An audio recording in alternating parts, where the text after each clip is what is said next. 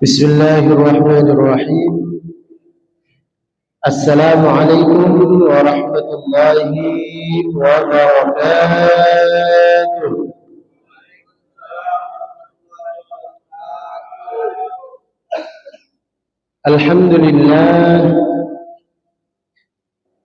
الحمد لله الذي أنعمنا بنعمة الإيمان والإسلام، والصلاة والسلام على أشرف الأنام سيدنا ومولانا محمد وعلى آله وأصحابه الكرام. قالوا سبحانك لا علم لنا إلا ما علمتنا إنك أنت العليم الحكيم. رب اشرح لي صدري ويسر لي أمري واحلل عقدة من لساني يفقه قولي. اللهم انفعنا بما علمتنا وعلمنا ما ينفعنا وزدنا علما نافعا. وبعد. Yang kami hormati segenap pengurus Dewan Kemakmuran Masjid Baitus Salam, yang kami hormati Bapak Imam Masjid Baitus Salam, para alim ulama, tokoh masyarakat, dan jamaah Bapak Ibu yang sudah hadir pada malam hari ini. Di malam hari yang mulia ini tidak ada kata-kata yang pantas untuk kita ucapkan selain rasa syukur kita kepada Allah dengan sama-sama kita mengucapkan Alhamdulillahi Rabbil Alamin. Karena meski turun hujan malam hari ini, kita betul-betul membuktikan bahwa hujan itu adalah rahmat. Apa yang dimaksud hujan itu menjadi rahmat adalah saat hujan itu turun tidak menjadi penghalang kita untuk menjaga keistiqomahan dalam ibadah. Saat hujan itu turun bukan justru menghalangi kita untuk istiqomah, tapi justru turunnya hujan menambah pahala, sebab kita telah menjaga keistiqomahan dalam berbagai macam situasi dan kondisi. Maka mudah-mudahan seiring dengan turunnya hujan pada malam hari ini, sederas itu juga keberkahan mengalir dalam kehidupan kita semuanya. Amin. Tidak kalah penting, mari sama-sama kita bersalawat kepada Rasulullah dengan kita mengucapkan Allahumma salli ala Sayyidina Muhammad wa ala ali Sayyidina Muhammad. Jamaah sekalian yang dimuliakan oleh Allah, tadi ba'da asar kami kajian di perumahan seberangnya Masjid Sultan. Selesai jam 5:30, sengaja pakai motor karena kalau pakai mobil nanti nggak cukup waktu maghrib di sini. Pakai motor, di perjalanan hujan. Di bundaran bandara saya sempat berpikir, ini saya pulang ke rumah atau ke Arira. Karena kalau hujan begini jangan-jangan enggak ada yang datang, tidak ada yang hadir ke majelis karena mungkin lebih enak di rumah cuaca hujan begini. Sepanjang jalan agak pelan bawa motor sambil mikir, nih balik ke Arira, balik ke Arira, balik atau ke Arira. Akhirnya mantapkan dalam hati, ya Allah, niat saya kan menyampaikan ilmu. Ada atau tidak jamaah yang hadir itu menjadi tanggung jawab dan kewajiban saya. Kalau ada, sempurna kita bermajelis ilmu. Kalaupun tak ada, pahala saya dicatat sudah datang ke Masjid Baitus Salam. Tapi alhamdulillah malam hari ini luar biasa, tidak menghilangkan sama sekali semangat jamaah Masjid Baitus Salam. Mudah-mudahan kita semuanya diberkahi oleh Allah Subhanahu. Amin. Jamaah sekalian, malam hari ini kita melanjutkan kajian tafsir Al-Quran. Pertemuan sebelumnya kita membahas surah Al-Bayyinah, tapi belum selesai karena ini surah yang cukup panjang dibanding surah-surah sebelumnya dan isinya sangat lengkap. Dua ayat pertama kemarin sudah kita bahas bahwa Al-Bayyinah itu artinya bukti yang nyata. Ayat pertama dalam surah Al-Bayyinah menjelaskan bahwa orang-orang kafir, baik dari kalangan musyrik atau dari kalangan ahli kitab, mereka awalnya fanatik terhadap keyakinan mereka. Mereka awalnya berpegang teguh kepada ajaran nenek moyang mereka, sehingga datang kepada mereka Rasulullah sebagai bukti yang nyata. Kenapa Rasulullah dijadikan atau dianggap sebagai bukti yang nyata sebagai di dalam surah Al-Bayyinah? Karena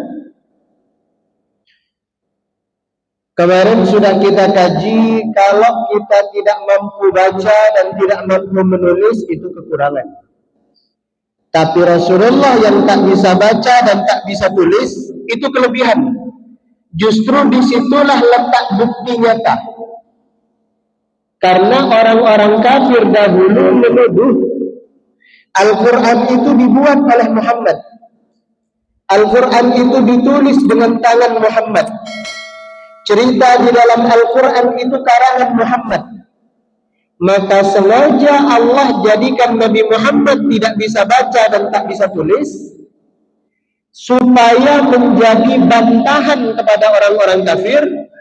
Bagaimana mungkin dituduh Al-Quran itu dibuat oleh Nabi Muhammad, sedangkan Nabi Muhammad tidak bisa menulis dan tidak bisa membaca. Itulah mengapa ketika mereka tahu ternyata Nabi Muhammad tak bisa baca dan tak bisa tulis, ada beberapa orang-orang kafir yang meluk Islam seketika. Kenapa?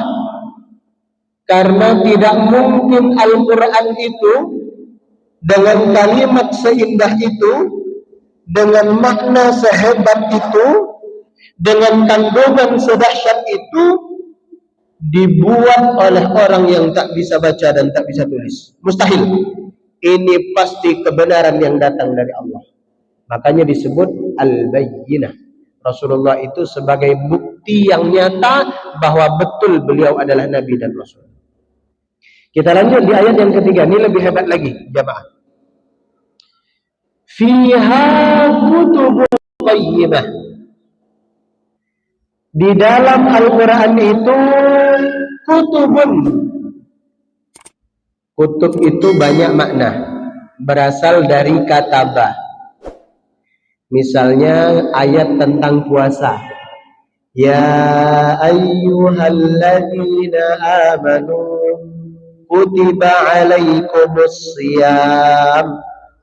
Itu akar kata yang sama. Kutiba dalam ayat itu artinya diwajibkan. Lagi, innas salata kanat 'alal mu'minina kitaban mawquta. Sesungguhnya salat itu ke atas orang-orang mukmin kitaban, sudah dipatok waktunya, ketentuannya. Waktu-waktunya sudah jelas. Zuhur dari jam sekian sampai jam sekian. Asar dari jam sekian sampai jam sekian. Itu namanya kitaban mawqutah. Maka dalam ayat ini, fiha, di dalam Al-Quran itu kata Allah, kutubun qayyimah. Ada isi kandungan, ada ketentuan, ada kewajiban, ada peraturan, norma-norma qayyimah yang benar. Begini, jamaah.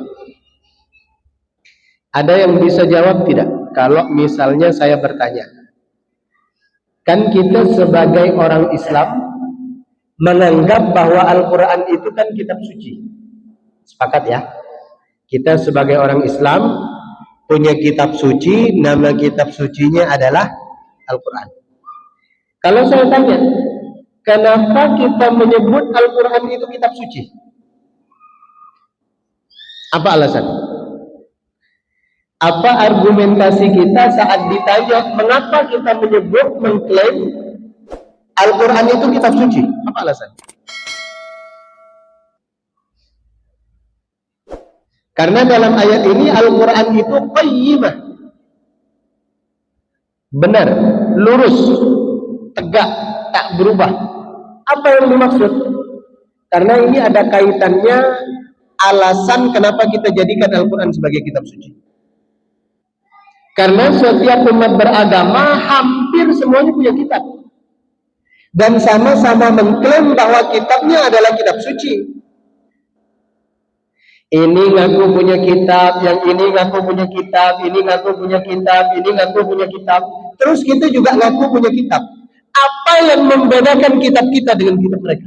Sehingga kita mengklaim bahwa hanya Al-Quran hari ini yang tersisa sebagai satu-satunya kitab suci yang murni dari Allah. Apa buktinya? Apa alasannya? Paling tidak 3. Pertama, Al-Quran itu disebut kutubun qayyimah karena hanya Al-Quran yang terjaga kemurniannya sejak pertama kali turun sampai nanti hari kiamat. Hanya Al-Quran. Hanya Quran. Berarti kalau begitu Allah tak pernah turunkan Taurat. Taurat turun dari Allah. Berarti kalau begitu Allah tak turunkan Injil. Injil dari Allah. Berarti kalau begitu Allah tak turunkan Zabur. Zabur pun dari Allah. Bedanya 3 kitab yang turun sebelum Al-Quran itu tidak digaransi keasliannya sampai waktu yang tak terhingga. Makanya ketika nabinya wafat, Nabi Musa, ketika Nabi Musanya wafat, maka berangsur-angsur orang Bani Israel itu mengubah perlahan isi Taurat. Sama seperti sekarang. Jamaah kalau baca berita, kan di sekeliling Masjidil Aqsa, Palestina, itu ada tembok ratapan namanya. Tembok ratapan itu tempat ibadahnya orang Yahudi. Jadi ada tembok tinggi, kemudian setiap hari Sabtu nanti mereka pegang kitab sucinya dan mengangguk-angguk begini. Itu nanti ada sejarahnya di dalam surah Al-Baqarah. Intinya mereka ibadah di situ. Yang membuat kita kaget, beberapa hari yang lalu ada berita beneran bahwa diadakan pesta LGBT di sekitaran tembok ratapan itu. Di sekitaran tembok ratapan itu pesta LGBT besar-besaran, ada panggungnya, ada sound systemnya, ada lightingnya. Padahal mereka mengaku orang Yahudi, mengaku punya kitab suci Taurat. Apa di dalam Taurat tidak dilarang tentang penyimpangan seksual itu? Dilarang. Apakah di Taurat tak dilarang minuman yang memabukkan? Dilarang. Kenapa mereka melanggar? Seakan-akan itu dibenarkan dalam keyakinan mereka dan dibenarkan dalam kitab suci mereka. Kenapa? Seiring berjalannya waktu, perlahan kitab sucinya dirubah sesuai dengan kemauannya. Pun juga ada kitab-kitab yang lain selain Taurat yang kasusnya sama. Dari masa ke masa dirubah. Ada yang dirubah maknanya, ada yang dirubah penafsirannya, bahkan ada yang ditambah dan dikurangi ayatnya. Ini fakta sejarah. Kalau ada yang bantah, bisa kita diskusi bersama. Maka bersyukur alasan pertama kita menjadikan Al-Quran sebagai kitab suci, sejak turunnya hampir 15 abad yang lalu sampai hari ini, gak ada sedikit pun ayat yang ditambah, nggak ada sedikit pun ayat yang dirubah. Jangankan ditambah dan dirubah, dikurangi saja satu titik tidak pernah terjadi. Ditambah satu titik tidak pernah terjadi. Dirubah harokatnya tidak pernah terjadi. Terjaga originalitas Al-Quran. Ini alasan pertama. Kenapa dalam ayat ini disebut Al-Quran itu kutubun qayyimah. Alasan kedua, kita menganggap Al-Quran sebagai kitab suci karena isi kandungan Al-Quran itu tidak pernah bertentangan dengan ilmu pengetahuan. Pada abad ke-17-18, Al-Quran itu dikritik oleh ilmuwan. Karena Al-Quran menyebut bahwa gunung itu bergerak. Gunung itu bergeser setiap waktunya untuk menjaga keseimbangan bumi. Itu dikritik oleh ilmuwan. Ya Al-Quran itu ngaco. Al-Quran itu nggak betul. Masa dibilang gunung bergerak? Jangankan gunung yang segede itu bergerak. Ada tanah sepetak saja bergerak, bangunan yang ada di atasnya pasti roboh, betul? Ada lahan saja berapa hektar, bergeser dia, maka bangunan yang ada di atas lahan itu pasti roboh. Tapi Al-Quran mengatakan gunung itu bergerak demi menjaga keseimbangan bumi. Karena bumi ini berputar kencang. Kalau tidak seimbang maka akan terjadi banyak musibah, bencana, tsunami dan seterusnya. Maka bumi ini, gunung itu bergerak. Ternyata belakangan abad terakhir ini barulah mereka melakukan penelitian. Ternyata gunung itu dalam setiap tahun bergerak sekian inci dari posisi awalnya. Bergerak, bergeser. Dulu Al-Quran dikritik.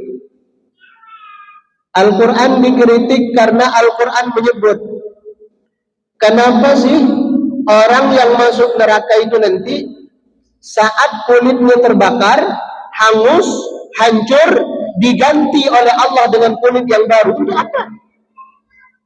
Karena Al-Quran menyebut, kullama nadijat juluduhum baddalnahum juludan ghairaha liyadhuqul azab. Setiap kulit mereka hancur, hangus, rusak, diganti oleh Allah dengan kulit yang baru agar mereka merasakan azab. Ayat ini dikritik. Kenapa kok orang hancur diganti kulit baru, rusak diganti kulit baru, hangus diganti kulit baru? Dikritik. Ternyata beberapa tahun silam ada ilmuwan dari Thailand. Thailand itu negara tetangga kita yang sangat ahli dalam hal operasi. Makanya di sana itu kan ngeri-ngeri ya. Kita susah bedain ini Bambang atau Susi. Kalau siang kadang-kadang Bambang, kalau malam tiba-tiba jadi Susi. Karena sehebat itu mereka teknologi untuk memodifikasi tubuh manusia. Ada seorang dokter melakukan penelitian. Ternyata dari semua anggota tubuh kita, yang paling sensitif itu kulit. Lapisan luar ini. Itu anggota tubuh kita yang paling sensitif. Karena kulit ini paling sensitif, kalau syarafnya sudah mati, udah nggak berfungsi, maka anggota tubuh yang sudah rusak syarafnya ini nggak akan merasakan sakit. Misalnya, ini ada lilin. Terus telunjuk kita ini kita bakar. Itu dibakar pertama kali, itu panasnya luar biasa karena syarafnya masih aktif. Tapi kalau sudah gosong, di satu telunjuk ini udah gosong, terus dibakar lagi, itu udah nggak sakit karena syarafnya sudah mati. Karena sudah mati, dibakar lagi nggak sakit. Kita cubit-cubit nggak sakit, bahkan kita pukul-pukul nggak sakit karena syarafnya udah mati. Ilmuwan ini begitu bangga membuat apa? Satu pengakuan di media sosial bahwa saya telah menemukan anggota tubuh yang paling sensitif itu adalah kulit. Maka dijawab oleh Al-Quran. Al-Quran sudah ngomongin sejak 14 abad yang lalu. Itulah mengapa kalau orang masuk neraka nanti hancur utuh lagi, hancur utuh lagi. Karena kalau dia dibiarkan hancur saja terus disiksa, nggak kerasa siksaannya. Kalau dia dibakar, hangus, nggak diganti dengan kulit baru, tidak akan merasakan dia kepanasan lagi. Kenapa? Syarafnya sudah rusak. Maka disebut di dalam Al-Quran. Semua isi kandungan Al-Quran tidak pernah bertentangan dengan ilmu pengetahuan. Bahkan sebelum ilmu astronomi itu ada, umat Islam sudah selalu membaca ayatnya. La syamsu yanbaghi laha an tudrikal qamara wa lal-lailu sabiqun nahar wa kullun fi falakin yasbahun. Sebelum ilmu astronomi yang membahas tentang benda-benda luar angkasa, Al-Quran sudah menyebut bumi dan seluruh planet-planet lain ini kullun fi falaki yasbahun, semuanya berputar sesuai dengan porosnya. Sudah membicarakan. Ini alasan kedua. Alasan terakhir, apa yang terkandung di dalam Al-Quran tidak pernah bertentangan dengan fitrah manusia. Fitrah itu bahasa sederhananya kebutuhan.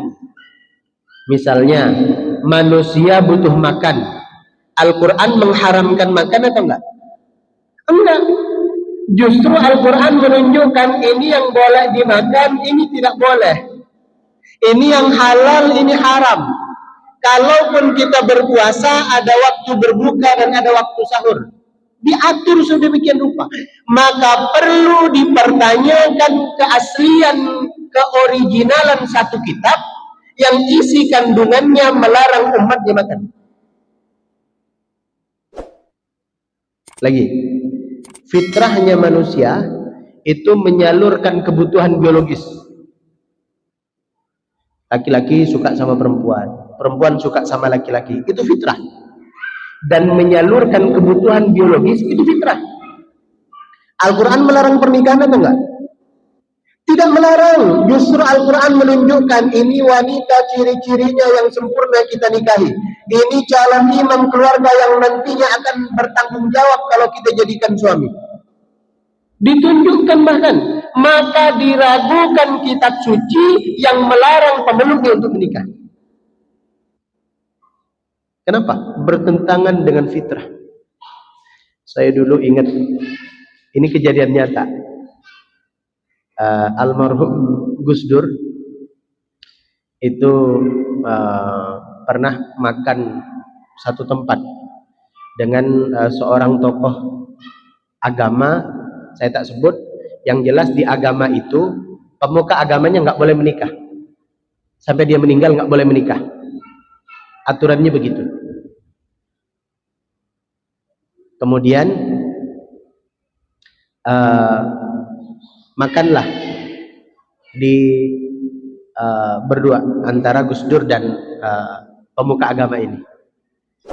Yang Gus Dur makan daging yang halal, yang pemuka agama ini makan daging haram, daging babi. Terus bilang sama Gus Dur, Gus Dur, kenapa nggak makan daging babi? Tidak, dalam agama saya haram. Kemudian kata pemuka agama ini, wah, Gus Dur adalah orang yang paling rugi. Kenapa? Tidak ada daging yang paling enak di dunia ini selain daging babi. Jadi daging babi itu katanya adalah daging yang paling nikmat karena dia berlayer-layer. Apa berlayer-layer itu? Jadi dagingnya itu tidak murni daging, dia ada kulit, kemudian daging, ada lemak, ada apa? Makanya kalau dipotong itu kan apa, dia berlapis-lapis. Itu daging yang paling nikmat. Terus Gus Dur senyum aja, nggak ngejawab. Meskipun diomongin Gus Dur ini rugi karena nggak pernah nyicipin daging paling enak di dunia. Pulanglah naik pesawat. Begitu mau sampai, begitu mau landing, dijemput sama siapa? Dijemput sama sopir. Oh, Gus Dur dijemput sama siapa? Dijemput sama istri. Terus Gus Dur bilang, sekarang bapaklah yang paling rugi di dunia ini. Karena bapak belum menyicipi daging yang jauh lebih enak dibanding daging babi itu. Langsung kena skakmat. Ternyata ada daging yang lebih enak dari daging itu, kata Gus Dur. Akhirnya tersenyum berdua. Itu pernah diberitakan dalam satu wawancara. Nah, kita bahas. Itulah mengapa Al-Quran itu disebut fiha kutubun qayyimah. Valid, itu alasannya. Terus kita lanjut. Wa ma tafarraqal ladzina utul kitab, dan orang-orang yang telah diberikan kepada mereka Alkitab, pernah diturunkan Taurat, pernah diturunkan Zabur, pernah diturunkan Injil, mereka semua itu awalnya sepakat, awalnya satu jalan, satu visi, satu misi. Illa min ba'di ma ja'atuhumul bayyinah, kecuali setelah datang kepada mereka al-bayyinah, yaitu bukti yang nyata tentang Rasul sallallahu alaihi wasallam. Enggak perlu kita bahas ulang karena sudah di ayat yang pertama, kurang lebih maknanya tidak jauh berbeda. Kita lanjut. Innal ladzina kafaru min ahlil kitab, sesungguhnya orang-orang kafir, min ahlil kitab, dari golongan ahli kitab, wal musyrikin, dan dari golongan orang musyrik, fi nari jahannam, mereka semuanya kelak akan masuk ke dalam neraka jahannam. Khalidina fiha, khalid itu berasal dari kata khuldi yang artinya kekal. Makanya dahulu buah yang dimakan oleh Nabi Adam itu namanya buah khuldi. Khuldi itu bahasa Arab yang kalau diterjemahkan artinya kekal. Itu dulu salah satu upaya iblis untuk mempengaruhi Nabi Adam. Adam, kamu mau tidak makan buah keabadian yang kalau kamu makan ini kamu kekal di surga, nggak akan kemana-mana. Tapi justru karena memakan buah itu menjadi sebab Nabi Adam dikeluarkan dari surga. Kita kembali ke dalam ayat ini. Orang-orang kafir itu kata Allah, baik itu kafir dari kalangan ahli kitab atau kafir dari kalangan musyrik, mereka semuanya masuk ke dalam neraka jahannam khalidina fiha, mereka kekal. Kalau disebut kekal, misalnya ada orang masuk neraka kekal, kira-kira berapa lama di neraka? Nggak tahu, tanpa ada batasan waktu.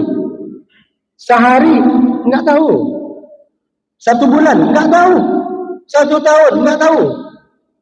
Padahal kata Allah di dalam Quran, 1 hari kita di akhirat sama dengan 1000 tahun kita di dunia. Kita masuk neraka sehari itu seperti kita mengalami siksaan 1000 tahun di dunia. Bagaimana kalau orang yang akibat kekafiran mereka itu, mereka masuk ke dalam neraka dan mereka kekal. Jadi nggak tahu sampai kapan mereka akan keluar dari neraka itu. Itu yang dimaksud khalidina fiha. Bahkan kata Allah, mengapa mereka masuk neraka? Mengapa mereka kekal di dalam neraka? Ulaika, mereka itulah hum syarrul bariyah. Mereka itulah seburuk-buruk ciptaan Allah. Nah, ini menarik. Seburuk-buruk ciptaan Allah. Allah nggak menyebut orang kafir itu adalah seburuk-buruknya manusia. Allah nggak sebut begitu. Orang-orang kafir itu yang kekal di dalam neraka, mereka seburuk-buruk ciptaan Allah. Kenapa nggak disebut seburuk-buruknya manusia? Karena ciptaan Allah bukan hanya manusia. Maka seburuk apapun ciptaan Allah, lebih buruk lagi orang yang ingkar dan kafir kepada Allah.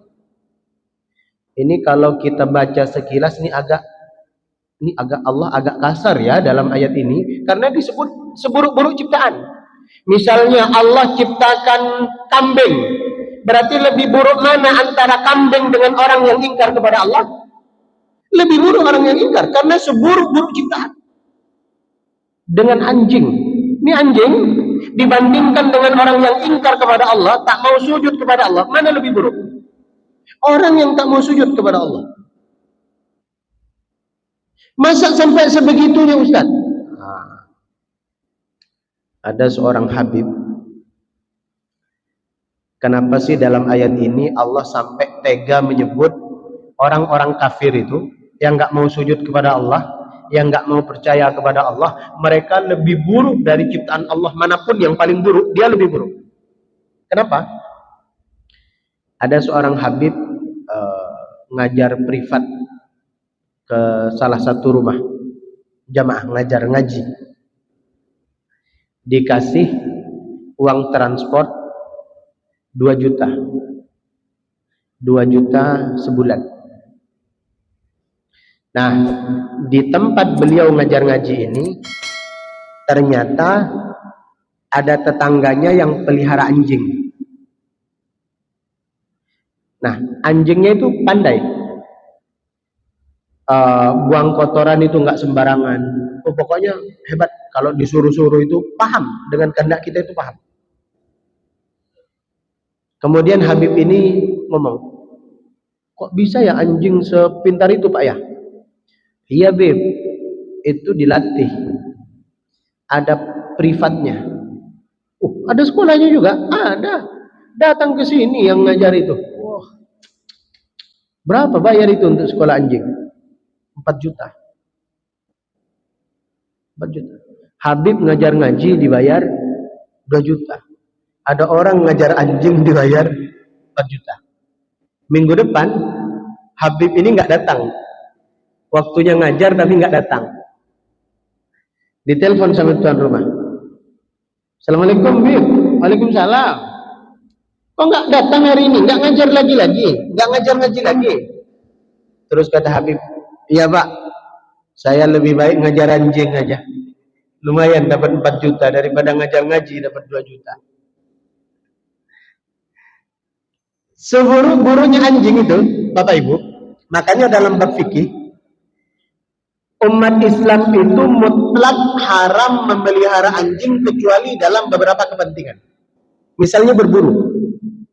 Kita pelihara anjing untuk berburu, itu boleh. Kenapa? Anjing itu tergolong hewan yang paling setia. Paling setia.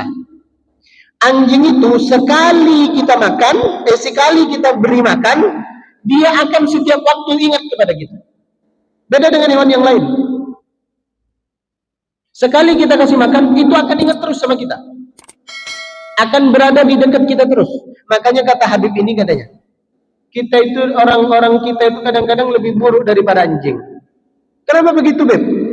Karena anjing itu dikasih makan sekali, dia patuh kepada tuannya. Tapi ada manusia yang dikasih rizki beribu-ribu kali oleh Allah, dia lupa kepada Tuhan. Sekarang siapa yang lebih buruk?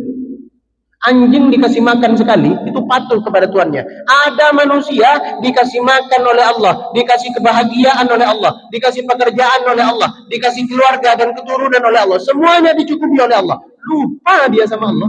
Mana yang lebih buruk? Maka enggak heran dalam ayat ini disebut ulaika, orang yang tak pandai terima kasih kepada Allah, dia bahkan lebih buruk dari seburuk-buruknya ciptaan Allah. Dia lebih buruk. Mudah-mudahan kita tidak tergolong kelompok ini, karena tidak terbayang betapa lama siksaan di neraka akibat kekafiran itu. Enggak ada dosa yang paling besar. Kalau kita Islam, mabuk Ustaz, masuk surga enggak? Ada peluang masuk surga, tapi transit dulu di neraka. Ibarat pakaian kotor, kita dicuci dulu, enggak langsung masuk lemari. Habis dicuci, dijemur, habis dijemur, digosok, habis digosok, dilipat masuk lemari. Tergantung seberapa bandel nodanya. Kalau lebih bandel nodanya direndam dulu. Lebih bandel sebelum dicuci dibros dulu, disikat. Tergantung dosanya. Tapi ada peluang masuk surga. Tapi kalau kita mati dalam keadaan kafir, tertutup peluang itu untuk masuk surga. Tertutup.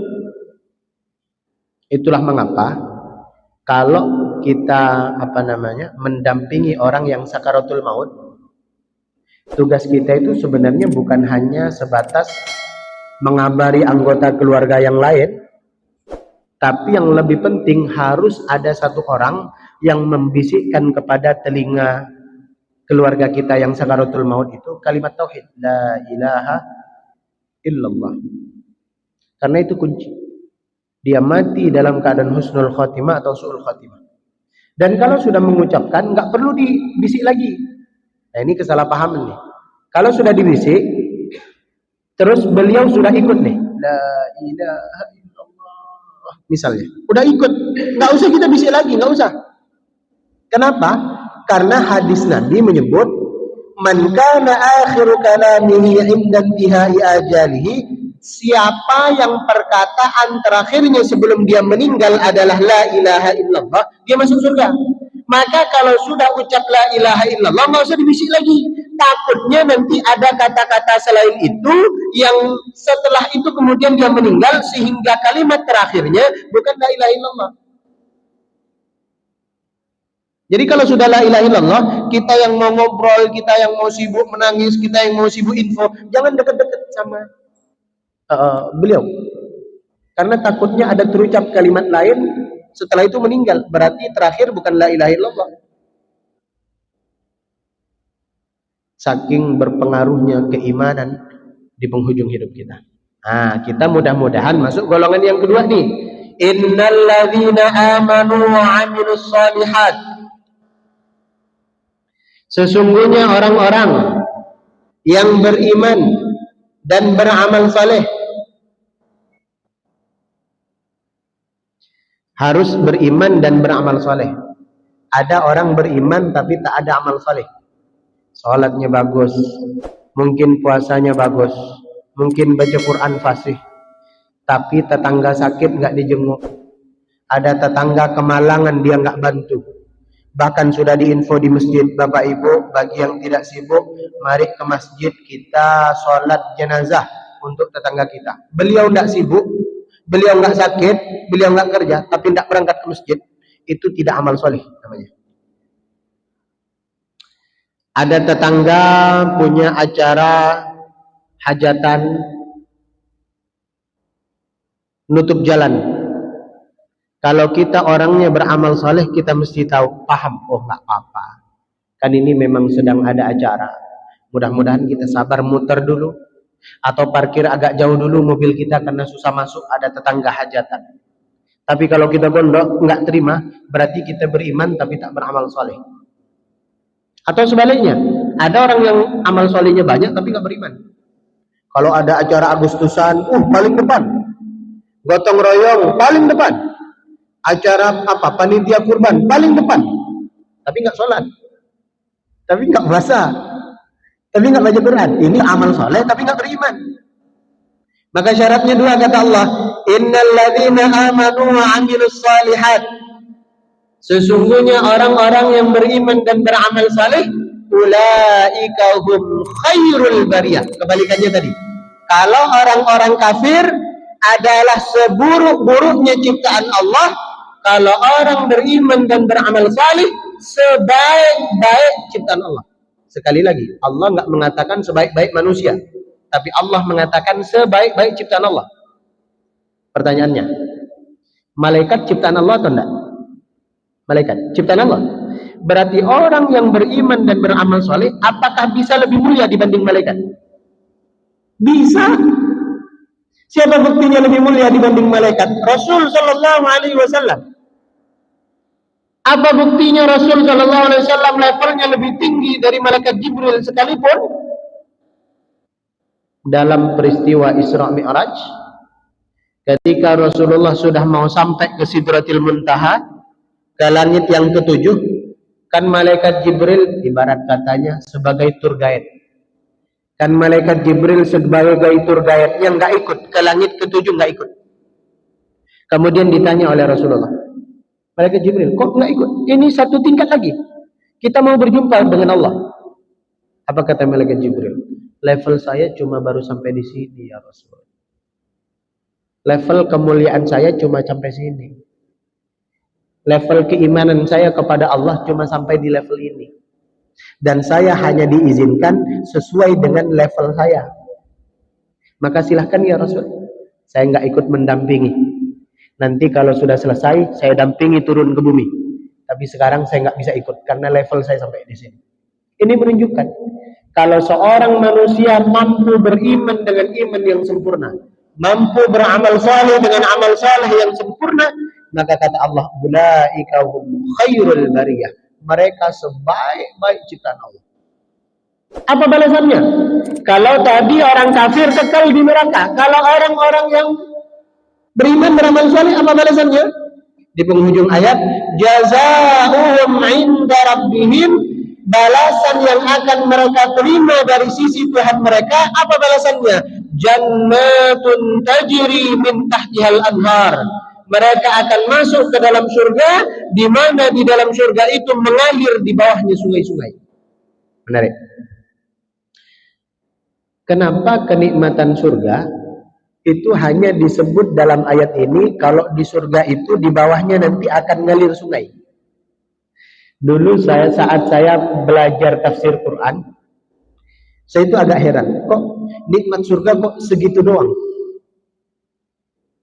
Bagi orang Indonesia yang tinggal di negeri kita, kemudian melihat sungai yang mengalir, airnya jernih sampai nampak ke dasar sungai, itu sesuatu yang biasa atau luar biasa? Biasa, sangat biasa. Di kampung kita pun ada. Tidak usah di kampung, di Batam, masuk aja ke mana? Apa itu? Telaga Bidadari ya namanya. Nah, Telaga Bidadari. Masuk lewat kampung Aceh itu, masuk. Nanti ada itu bening airnya. Kalau misalnya surga hanya diperlihatkan dengan air yang mengalir begitu, apa istimewanya? Biasa saja. Maka kita perlu perhatikan. Kenapa surga itu selalu disebut oleh Allah, nikmat salah satunya di dalam surga adalah air yang mengalir di bawahnya? Perlu diingat, Al-Quran itu turun ke Rasulullah. Rasulullah itu hidup di Mekah, di Jazirah Arab. Di Jazirah Arab, salah satu kebutuhan pokok hari-hari yang paling mahal itu adalah air. Karena air itu susah. Makanya dulu Siti Hajar itu bahagia setengah mati ketika air Zam-Zam itu keluar dari tumitnya kaki Nabi Ismail saat digesek-gesekkan ke tanah. Kenapa? Karena susah air. Kalau kita di Batam dari berapa meter ke bawah itu keluar air. Bahkan ada jamaah di Batu Besar itu kerjaannya gali sumur. Saya pikir gali sumur pakai alat berat itu, yang pipa besar-besar. Ternyata cuma pakai cangkul. Awalnya saya kaget, kok bapak gali sumur cuma pakai cangkul? Ternyata berapa meter itu keluar air. Bagi kita hidup di Indonesia, air mengalir di bawah biasa. Tapi perlu diingat, ini turun ke orang Arab. Maka digambarkan apa yang paling berharga bagi orang Arab pada masa itu adalah air. Ini alasan pertama. Kenapa surga disebut tajri min tahtihal anhar, mengalir di bawahnya sungai-sungai. Alasan kedua, begini Bapak Ibu. Ilmu psikologis melakukan penelitian bahwa salah satu yang membuat otak kita, hati kita menjadi tenang adalah salah satunya suara gemericik air. Kalau di rumah nggak ada kolam ikan, di rumah nggak ada akuarium, maka dengerin nanti di YouTube suara gemericik air pakai headset. Itu menurut ilmu psikologis itu bisa menurunkan stres kita, meningkatkan ketenangan kita. Kenapa? Ada terapi di situ. Suara gemericik air. Itulah mengapa orang-orang yang kaya itu biasanya di rumahnya antara dibuat kolam renang atau kolam ikan atau hiasan apapun yang berisi suara gemericik air. Kenapa? Orang kaya mereka uang punya, kedudukan punya, harta punya, tapi kadang-kadang yang tidak punya adalah ketenangan. Jadi dibuatlah yang menyerupai suara gemericik air untuk mendapatkan ketenangan. Maka kata para ulama, sebenarnya kenikmatan surga itu bukan cuma air yang mengalir di bawahnya, bukan hanya sungai yang deras di bawahnya, tapi yang paling penting adalah efek dari itu, yaitu ketenangan. Terakhir, berapa lama mereka di surga, Ustaz? Khalidina fiha abada. Tadi saat Allah menceritakan siksaan orang-orang kafir, Allah hanya menyebut khalidina fiha, nggak ada abadanya. Tapi saat menyebut orang-orang yang masuk surga, khalidina fiha abada. Khalidina itu waktu yang sangat lama, abada itu selama-lamanya tanpa ada batasan waktu. Apa maksudnya? Sampai ada ulama yang mengatakan begini, orang yang kalau sudah divonis masuk surga, sampai kapanpun dia tidak akan pernah lagi keluar dari surga. Makanya disebut oleh Allah khalidina fiha abada, kekal, nggak akan pindah-pindah lagi.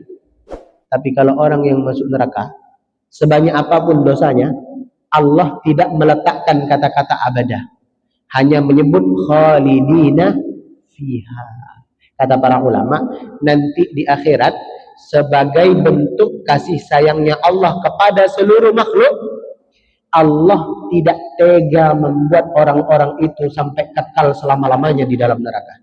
Suatu saat dengan rahmat Allah ada kemungkinan, bukan jaminan loh ya, ada kemungkinan rahmat Allah akan membuat mereka keluar dari surga.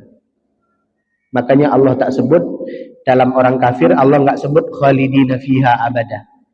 Tapi ketika masuk surga Allah sebut khalidina fiha abada. Penghujung, radhiyallahu anhum wa radu'an. Mereka itu Allah ridha kepada mereka dan mereka ridha kepada Allah. Dzalika liman khasyiya rabbah. Yang demikian itu, nikmat-nikmat yang luar biasa itu akan Allah berikan kepada orang yang takut kepada Tuhannya, orang yang takwa kepada Tuhannya, orang yang tunduk kepada Tuhannya. Wallahu a'lam bissawab. Bentar lagi Isya, tapi ada beberapa menit, barangkali ada pertanyaan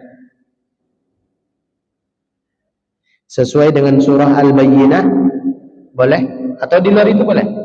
Insyaallah pertemuan yang akan datang kita bahas surah Al-Qadar. Surah Al-Qadar itu lebih menarik karena biasanya kita ngadain nuzulul Quran itu tanggal berapa? Nuzulul Quran 17 Ramadan. Padahal dalam surat Al-Qadar, inna anzalnahu fi lailatul qadar. Sesungguhnya kami menurunkan Al-Quran pada malam Lailatul Qadar. Lailatul Qadar itu 10 malam pertama, 10 malam kedua, atau 10 malam terakhir? 10 malam terakhir kan? Di malam-malam ganjil lagi. Kok bisa kita merayakan atau memperingati nuzulul Quran 17 Ramadan? 17 Ramadan itu 10 malam kedua atau 10 malam terakhir? 17 Ramadan itu 10 malam kedua atau 10 malam terakhir? 10 malam terakhir. Kok bisa kita mengadakan 17 Ramadan padahal kata Al-Quran inna anzalnahu fi lailatul qadar. Kita bahas di pertemuan yang akan datang. Kalau tidak ada pertanyaan, kita tutup dengan doa kafaratul majelis. Subhanakallahumma wa bihamdika asyhadu an la ilaha illa anta astaghfiruka wa atubu ilaik. Mohon izin jamaah, kami tidak bisa ikut salat Isya bersama-sama karena kami lagi-lagi balik lagi ke Batu Haji di Putri Hijau. Ada kajian rutin di sana. Sekali lagi mohon maaf, mudah-mudahan bermanfaat. Assalamualaikum warahmatullahi wabarakatuh.